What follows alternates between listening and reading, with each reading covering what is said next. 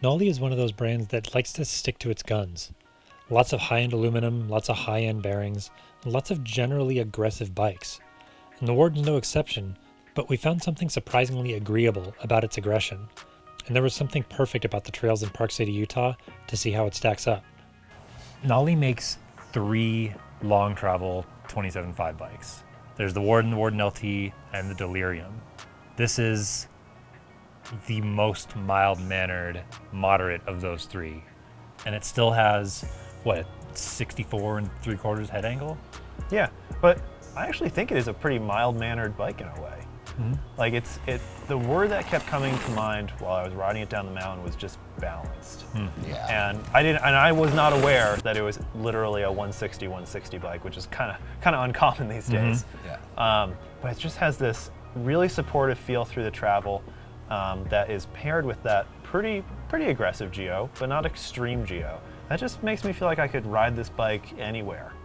Yeah, but I mean, it is like when you look at the numbers, it is a long reach. Yeah. Like it is a modern progressive geo. It's not conservative. You know, so like it should sort of behave sled-like, shouldn't it? Yeah, like, I mean, you see the numbers, like it's a 500 mil reach, but it doesn't feel that long, No. right? And maybe it's the small wheels that do that. Like it allows it to be like nice and progressive, balanced, like front to rear center, but still remain like very maneuverable and stuff. Like I never had a problem placing this bike anywhere. Like we have some pretty tight corners on the test track that I was never like blowing off of and stuff.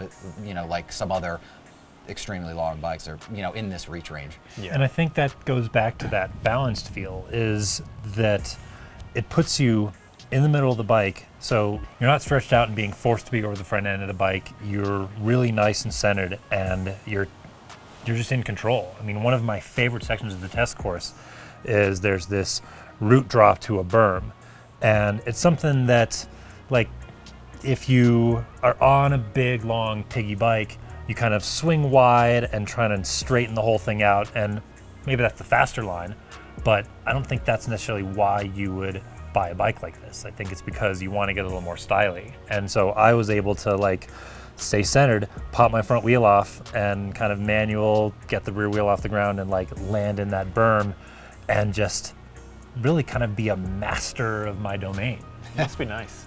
That must be nice. I feel No, like it was really control. Like I did hop on this bike and feel as if I were in control. I was, there wasn't a really getting used to it period.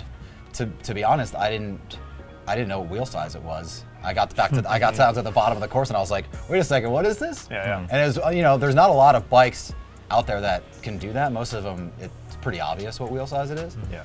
It just means that it's really well designed, right? Like that's what I take out of that. We do a lot of talking about how normal feeling this pretty exceptional bike is, but we don't consider that a bad thing. And it doesn't stop with the geometry. Knolly's 4-stroke linkage also plays a role in how easy this bike is to get along with. Yeah, and I think the rear suspension is almost exceptional in a way, and it supports the geometry really well. It's so progressive and supportive, but also supple off the top. It hits a really, really nice balance between all of the things that you want, right? Yeah, like I'm hitting the same sort of log drop. It's like maybe a 3-foot log drop into a right-hand corner, and I'm hitting it on all the bikes and stopping and looking to see where the O-ring is afterwards. And this one had probably 5 mil more left in its travel than most of the rest of the bikes. Yeah, but it doesn't feel harsh. No, At the same time, it doesn't feel harsh. Yeah, it's just a nice supportive platform, and it means that if you want, you can probably run more sag and get a little more suppleness out of it, a little more of a gushy feeling, and you're still going to have that support towards the end of the stroke. Yeah, and it climbs well, right? Like, I mean, on this test course, we settled into a pretty long climb, pretty long single track climb with not a ton of technical terrain on it. So like, almost any bike on that kind of terrain, you're going to want to run some sort of a pedaling platform. So I eventually did turn it on, but like on technical climbs, stuff where you still need to maintain traction, I've always found this 4x4 system to work exceptionally well for that. And a lot of it is thanks to the unique linkage. It's not just more parts to have more parts. Some of that linkage is focused exclusively on getting an optimal axle path, some of it on getting an optimal leverage curve. And that leverage curve is getting us that support and that kind of combination of of small and high-speed, mid-size bump capability and bottom-out resistance, and the axle path is getting us that climbing capability, which I think, despite the bike's weight, yeah, I agree, is not bad. And I really like that, like the Knolly philosophy, right? Like they're building kind of bikes to have for a long time. They're not disposable. You know, they use tie hardware and like angular contacting bearings. Everything's like really designed to last.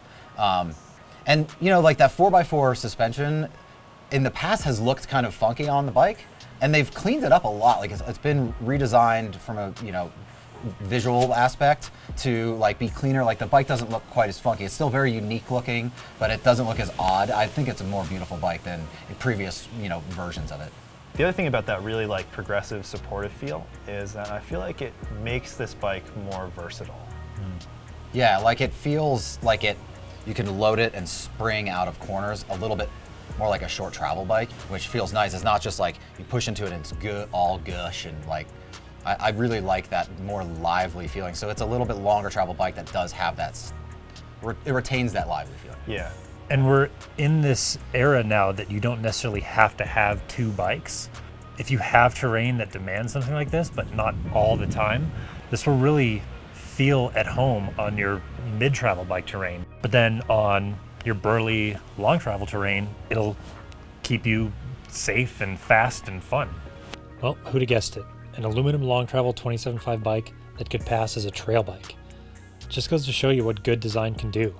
It can make a brand that isn't afraid to focus on our sport's lunatic fringe a little more accessible to the rest of us without compromising its core values. We've got the full review and the rest of the Bible videos at bikemag.com.